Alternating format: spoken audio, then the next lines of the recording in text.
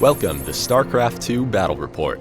My name's Dustin Browder. I'm the lead designer on Starcraft 2. And my name's Robert Simpson. I'm a Blizzard Esports team member. We've got a great game for you here today. We've got Matt Cooper playing as the Blue Zerg, and we've got David Kim playing as the Red Terrans. These players are going to be duking it out on blistering stands. This is a 1v1 map that no one at home has gotten to see yet. Down in the lower left-hand corner of the map, we can see David Kim starting as the Red Terran, and all the way across the terrain up in that top right corner, we have Matthew Cooper playing as the Blue Zerg. Yeah, so this map has a lot of special features on it that will really affect the course of gameplay, and there's a lot of new mechanics that are original and new to StarCraft 2 on this map. Now, coming down from the Zerg base, there's this narrow ramp here that players can use to defend their base. And from this ramp, you move into the first, what we call the natural expansion. This is a place where the Zerg player could easily create a new base and harvest some additional resources. There's a very small choke here the Zerg player can use to defend his base. And as we move out across the map, we'll see there's other opportunities for both players to expand. There's these rocks that are guarding this expansion. You need to destroy these rocks with weapon fire in order to get access to these yellow crystals, which are worth a lot more than the blue crystals that are in the players' bases. There's also these Xel'Naga watchtowers, which players can capture with a single unit that gives them vision over a wide area of the map. These are very, very key to understanding what's going on the map and to be able to scout your enemy's movements before he moves to engage you. And like any good StarCraft map, it's mirrored on all sides. So you can see there's another rock up there with some more yellow crystals, and over here there's an expansion for the Terrans, a small choke point that leads back up into the Terran base. David Kim's throwing down his first barracks as he sends that first SCV out to try to scout Matthew Cooper's base. Yeah, and that SCV is going to move past it. It's going to see that Overlord flying overhead, so he knows the other player's playing as the Zerg at this point, and he's going to be able to move in and see what he can see inside the Zerg base. This first scout is very, very important. And here comes a drone moving down, trying to create a fast expansion. And here he goes. It's looking like that SCV is just going to miss that drone. We can see that Matt Cooper was saving up his minerals to try and get the fast expand down. And it looks like David Kim moves away. He doesn't see this expansion. And Matthew Cooper seizes the opportunity and places that natural expand. What a great move by the Zerg player. That SCV could totally have blocked that drone from making that hatchery. The hatchery cannot build where the SCV is standing. So the SCV could just hung out there and blocked that drone from making that hatchery. Instead, the drone sneaks off, hides in the back, and he's able to make the expansion, put the hatchery in play, and the SCV is reduced to just scouting around inside the Zerg base. And so David Kim is moving this SCV around, and it looks like Matt Cooper tries to throw down a spawning pool, but that SCV gets a little revenge by blocking it, delaying it for a few seconds. Matthew Cooper knows that he needs to get down that spawning pool to keep up, and there it goes. Yeah, that's exactly what he was hoping to do with the hatchery. He could have kept that hatchery occupied and off the board for a long time, but instead the hatchery has gone down, and now even the spawning pools go down, and that SCV is just reduced to scouting around inside the base.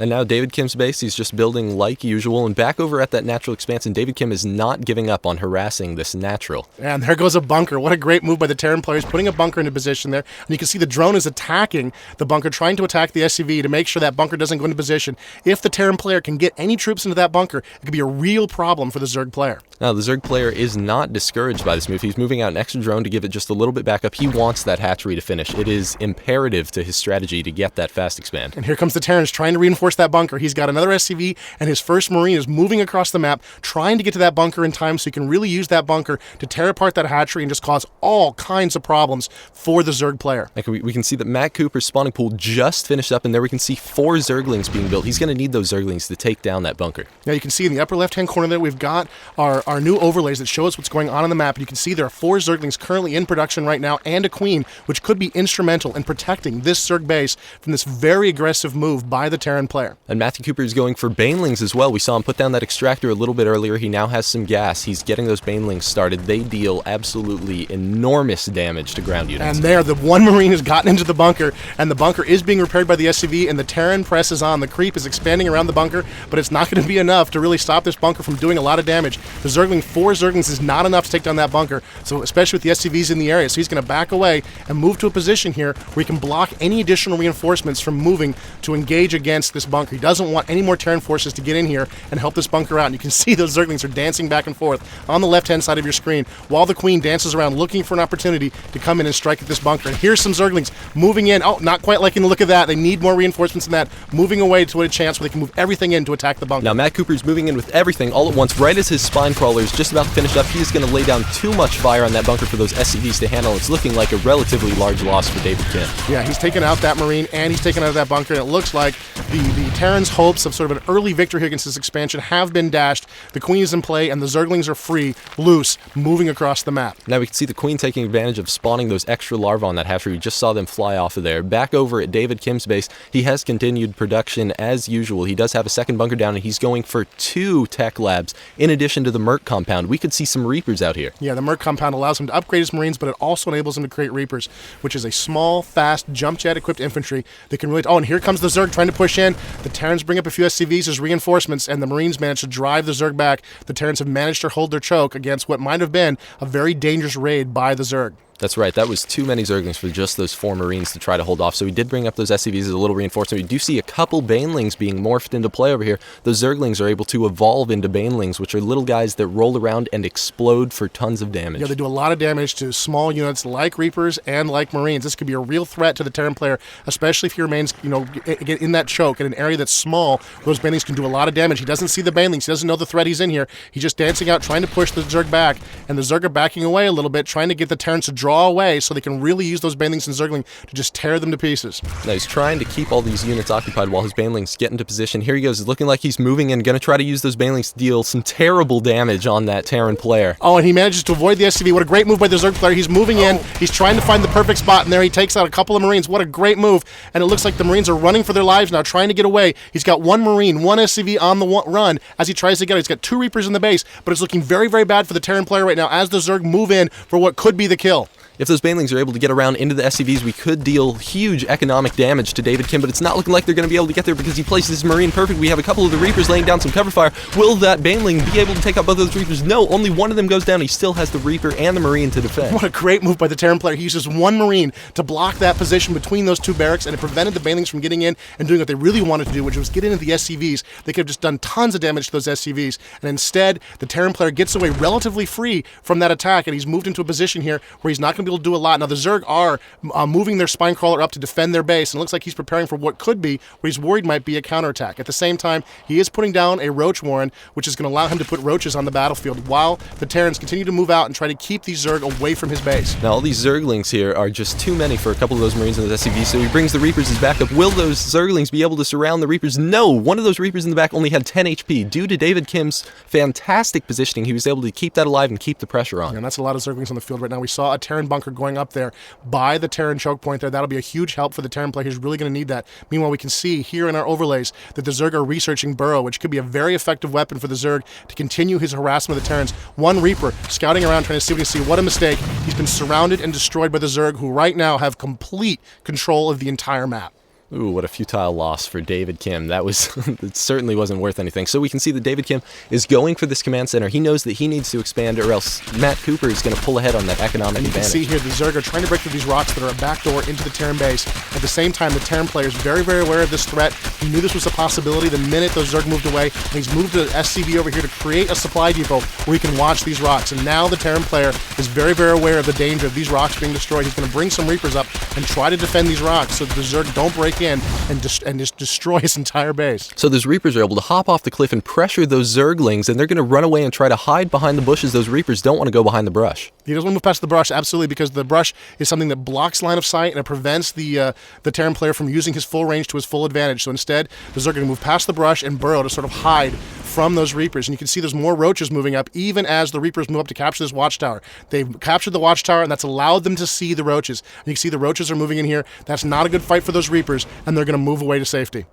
Those Reapers need to get away as fast as possible, so they're going to go down. We have a couple more roaches, and the Zerglings are coming in for a surround. That one lone Reaper just happened to make the wrong kind of jump, and here he goes. He's getting pressured down. Will we see that Reaper fall? No, it's looking like he's getting away with just 5 HP. Unbelievable move. He managed to skate away from that Zergling attack and save that Reaper. He really needs every unit on the battlefield right now. The Terran player's in a lot of trouble. He's got Zerglings, he's got roaches, he's got Banelings out on the battlefield to deal with. The Zerg are really in command right now. They're attacking the rocks at will, and they're continuing this relentless assault on the Terran base. Now we can see that David Kim is going with even more Reapers to try and give the back of his base even more backup. He does not want Matthew Cooper getting in that back door. Yeah, he really can't let Matt in the back door, and you can see he's moving here to try to engage. He's jumping down. The Reapers are very effective, those two pistols, against those Zerglings, and you can see he doesn't want to fight the Roaches quite as much. Even though he might be able to survive that fight, he would lose a lot of Reapers as part of the battle, and you can see the Zerg knows this. He's bringing up more Roaches to keep putting pressure on these rocks. At the same time, he's moving other forces to the front, trying to keep David Kim guessing, where are the Zerg going to attack next? That's right. Matt Cooper is now able to pressure both the back and the front at the same time. We can see a bunch of Banelings getting morphed into play. Will they be able to finish in time? We have a bunch of those Reapers trying to go around and destroy that Roach threat, but it's not looking like it's going to happen. Will we see the Banelings finish? We're probably going to see some DA charges thrown down. Oh, there they are. Here come a bunch of Banelings. Those DA charges. Oh, terrible, terrible damage on both sides. You can see the Zerg lost almost all of their forces to those D8 charges, to those proximity mines thrown down by the Reapers. At the same time, the Banelings swept in and just took out a huge number of the Terran Marines. You can see the Zerg are trying to press their advantage here and get in, but they don't have a lot of forces left. The Marines have managed to reinforce that bunker, and now the Zerg are just not really able to be very effective with what they have in the field. They got a couple of Roaches. The Marines are dancing around and making them work for it. Looks like a Marauder just came into play. That's going to be the end of that Roach right there, but there is still one Roach loose on the battlefield. You can see it's gotten into the back here, and it's attacking that Marine, and now it's free to attack these SCVs. Here comes a Baneling trying to do some damage, and it does some damage to those SCVs. Not enough to take them all out, but still enough to hurt them very, very badly and allow this Roach to get a lot of free kills on these SCVs. Now, fortunately enough, Matt Cooper does have burrow research, so he's able to burrow that Roach while it very quickly regenerates its HP. That's going to enable it to recharge and still maintain just as big of a threat as it was in the first place. Yeah, he's got this Commando Roach here in the back of the Terran base, just tearing up the SCVs, and he's continuing to pressure the Terran's front door, moving in Zerglings against those Marauders. Not a lot of forces moving, a little bit of a waste of an attack here by the Zerg player, but he wants to keep the pressure up, and he wants to try to make sure that the Terrans can't figure out what to do. You see, the Roach is up again, and he's tearing away at those SCVs, killing as many as he can. Meanwhile, the Terrans are moving up some forces, trying to take out that Roach and end this persistent threat. Oh, and there it goes, burrowing again just in time before that threat can become imminent. We do see an infestation pit is going down for Matt now. He might be going for some higher tech units. We may even see some infestors on the field. Yeah, infestors would be a powerful choice for the Zerg right now, but it's also a gateway building for him to move into much higher tech units. He can move all the way up to Ultralisks once he gets that infestation pit into play. He needs to improve his lair, but he can really move up. And you can see the Zerg here are burrowed. There's some more Zerglings out on the map. The Terrans are moving out. The Banelings are burrowed on. He decides not to use them quite yet. He's drawing the Terrans out. The Marauders are not the greatest target for the Banelings. Still a pretty good choice. And it looks like the Zerg player is sort of drawing the Terrans out, waiting for him to move to a position where he can really get a lot of kills as cheaply as possible against this Terran advance. And David Kim is moving up towards that Zelnaga watch area. He wants to take control of the center of the map so that he can see exactly what's going on. If only his units had made it there a few seconds sooner. It's looking like Matt Cooper is going in for a surround. And here he goes. Those Terran units have nowhere to go. Oh, there's really nowhere for them to run now. It's going to be just all over but for the screaming. Here comes the Banelings moving in, just taking out those Marauders, blowing up, killing everything in sight, and the Zerg once again have just complete control of this battlefield. A few Marines coming way too late, trying to rescue their buddies, don't arrive in time, and they're all torn down by this relentless Zerg attack. Now, Matt Cooper, again, is maintaining control of the front of David Kim's base. If he is able to keep up his economic advantage, we could really see him contain David Kim until the bitter end. And you can see he's attacking the back door again here, trying to break through these rocks, and it looks like David Kim has got nothing left to defend these rocks with right now. He's going to have to let them fall, and that's going to give the Zerg another entrance into the Terran base. I don't really see how the Zerg player cannot fail to just overrun the Terrans. He's got more Banelings coming into play, and that supply depot is going to go down very quickly for this Zerg attack. Now, all these Banelings are just about to finish morphing. We could see them make it right into David Kim's resource line and destroy a ton of SCVs. Here go the Zerglings. They're trying to lead the way here. Oh, and a couple Marauders and some Marines make it into some bunkers. It's looking like those Zerglings cannot pursue. Yeah, David Kim realized the threat and the danger was in there. He put up some bunkers very, very quickly to allow him to defend his base there. He knew he was not going to be able to protect those rocks anymore and that they were going to fall eventually. So he has put up some bunkers to allow him to defend himself. Meanwhile, the Zerg are moving here to the front door, trying to see what kind of threat they can offer. But this has bought David Kim some time to move his troops around inside his base. So he's free, because the Zerg player's taking a little too long here to press his attack, to move his troops around and protect himself however he chooses. Now, back over on production, we can see that the Zerglings are researching faster movements so that they can run around a little quicker. Matt Cooper being extra careful to make sure that David Kim cannot look around the rest of the map. He's got total control right now. He does not want the Terran player to understand what's going on right now. And the Terran player has no idea. There's another expansion going up here for the Zerg right now. He doesn't know about it. And it looks like the Zerg are really in command of the map right now, able to do as they please with this force right in front of the Terran base. We do see a couple infestors coming into play. Now, David Kim does not want any more commando roaches up in his natural expansion, so we did see a couple of missile turrets going down over there. We do see that David Kim now has worked all the way up to Banshees. Right, he's really bought himself a lot of time here with all of these delays. The Zerg are not that high-tech yet, and the Banshees are coming out. This is a gunship for the Terran player that's very, very effective against ground units. Not a lot of anti-air in the game right now for the Zerg. It's going to make the Zerg very, very vulnerable to these Banshees. If he can get them into play, they can do a lot of damage to the Zerg right now. So the Terrans not out of the game yet. They're still in a position where their technology could really come into play, and they could really maybe sort of drive off this force that's been harassing them for the whole game. And here comes Matthew Cooper. He's scouting out the rest of the map as well because he's not sure if possibly David Kim had already built a command center and floated it over to one of these locations. Yeah, it's so hard with the Terrans to know what exactly is going on with their medevacs and all of the choices they have. It's very easy for the Terrans to sometimes sneak some buildings around the map and hide them in places where you least expect them. You saw those Banshees flying by overhead. Not a lot of Banshees moving out here from the Terrans, but he is in a bad position. He needs to try to put some pressure back on the Zerg, and this is what he needs to find and destroy. What a great move by the Terran player, using these Banshees to find this expansion and forcing this expansion, just destroying this expansion entirely and forcing it out of the game. And we can see David Kim continue to pressure into Matthew Cooper's base. We can see them flying overhead. He is going to use this air advantage to the best of his ability. We can see them coming over here headed straight for the infestation pit. Yeah, he's moving right towards doing the damage he can. You can see there's one Hydra's can play. That's not a lot of forces. Oh, some infested Terrans being laid down by the infestor. These guys are not that effective in combat, but they do have a rifle that can shoot air, and that's what the Zerg player needs desperately right now. He needs some anti-air. So he uses those infested Terrans as a soft counter to kind of get some forces into play. And here comes some Zerglings and Roaches trying to move out onto the map. They encounter the Banshees. They can't do anything against those Banshees, so they're forced to burrow and hide underground. Oh, and here comes some Nighthawks into play, using these new caster units, these new drone units for the Terrans. He's going to be able to use these to cast a variety of different spells against the Zerg. He's going to be able to create auto turrets anywhere he wants. He's going to be able to use a new ability called Hunter Seeker Missile, which moves very, very slowly, but does a lot of damage if you don't run for it. And you can see the Banshees and the Nighthawks are sort of dancing around in front here, trying to see what kind of advantage they can get over this planet. Oh, there's some Banelings take out a whole bunch of Marines as these Marines try to move up to reinforce their air units. Now we can see from the back door we do have David Kim moving in a couple of Marauders, a few more Marines, and those Nighthawks are coming back into play. That means that infestor's probably going to go down in just a few seconds because those Nighthawks are detectors. They can see that infestor burrow down so the ground. that's a lot of control lost for the Zerg player there. Now he does not have control of the front of the Terran base, and the Terrans are pushing out on the map, sort of doing what they want to do. They're backing up a little bit here, gathering their forces, but the Zerg player has lost a little bit of his board control. He was in absolute dominant control up until now, and it looks like the Terran player is making a little bit of a comeback here with his Nighthawks, his Marauders, and his Marines, pushing out of the board, trying to see what kind of damage he can do against this persistent Zerg player. Now David Kim is moving into the long haul. We can see him building 4 more barracks, bringing them out onto the battlefield. We do see that Matthew Cooper is bringing in these Hydralisks, taking down a few of those Banshees. These Hydralisks are very strong against air units because they do deal 6 bonus damage per spine. Yeah, they're very, very dangerous, and that's the threat he doesn't want to deal with right now. So he managed to drop one Banshee. Oh, and here's a battle moving in against the Terran player. There's a lot of Zerglings and a lot of Roaches moving in, and you can see the Hunter Seekers moving against the Hydras. Oh, tons and tons of damage against those Hydras as the Nighthawks back up, trying to avoid the worst of the damage. And it looks like the Terran player is going to lose this battle. They did a lot of damage to those Zerg forces in the fight.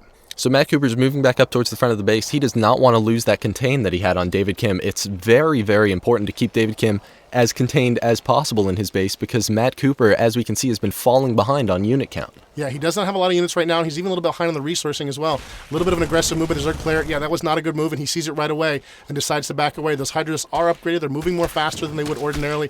It gives him an advantage. You can see there's one SCV scouting around the map. He managed to take it down, and here comes the last Banshee taken out by the Zerg as it looks like another battle is about to begin here in the middle of the board. Now we have a few more Marines and those Nighthawks coming into play. We're going to see some more Hunter Seeker missiles because they are so effective. Here comes the one across the map. Oh, it was not good news for that Roach. Yeah, it took a lot of damage on those Roaches, but still, the Roaches generate so quickly. I'm not sure he got a lot of gains. Here comes another one moving in, and you can see the Roaches don't like it. They're trying to get away. He's not sure if this will block it or not. He burrows and tries to block it. Doesn't work. He takes the hit from the missile, and it looks like the Zergers are dancing around in front of the base here, trying to do what damage they can, and the Hydras, of course, would love to get a shot off at those Nighthawks and take them down. And the Marines, a little too aggressive here, are going to encounter a lot of Roaches, and they're going to encounter a lot of Zerglings. Ooh, but David Kim is prepared with some backup. He's moving in now 5 Nighthawks into play. We can't see Matt Cooper trying to focus down those Nighthawks. We see a couple more Hunter-Seeker missiles. They're able to take down 1 unit each, and they do some splash damage, so it makes the rest of the units much easier for those Marauders and Marines to take out. What a great use of the Hunter-Seeker missile. This is a new ability that just went in a couple of weeks ago. Neither player is quite sure how to deal with it yet. You can see